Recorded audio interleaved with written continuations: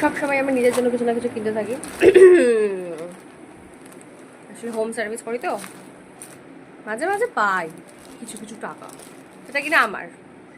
তাহলে সেটা আমি এটা খরচা করেছি। একটা কুর্তি কিনেছি, এটা খুব কমন কুর্তি, খুব কম ছিল তার জন্য কিনেছি। এটার দাম পড়েছে, মানে আমার দাম পড়েছে 229 টাকা। 18টা কয়েন ছিল, সেটা গেছে, আর ডিসকাউন্ট ছিল। তাহলে দেখা যাক যে 230 টাকার কুর্তিটা কেমন হয়েছে, পরে তোমাদেরকে দেখাচ্ছি। এই যে কুর্তিটা পরেছি, বেশ ভালো কুর্তিটা।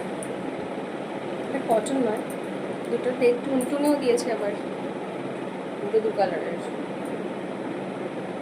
যাই হোক, ঠিক আছে। সাইডে কাটিং, তারপর তোমাদেরকে দেখাচ্ছি। আমার কাছে লাল কালারের লেগিংস ছিল, সেটা দিয়ে পেয়ার করেছি।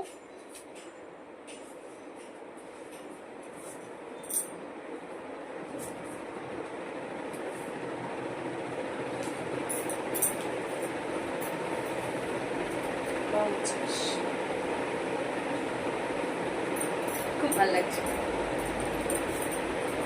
ওইখানে আবার স্টোন ওয়ার্ক করা আছে একটা জায়গাতে,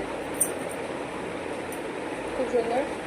এটা পরে মেয়েকে স্কুল থেকে আনতে যাব আর কি, ঘুরতে যেতে পারি বরের সাথে। এটা খুব ভালো হয়েছে, তোমরাও কিনতে পারো। এটা আমি ফ্লিপকার্ট থেকে নিয়েছি।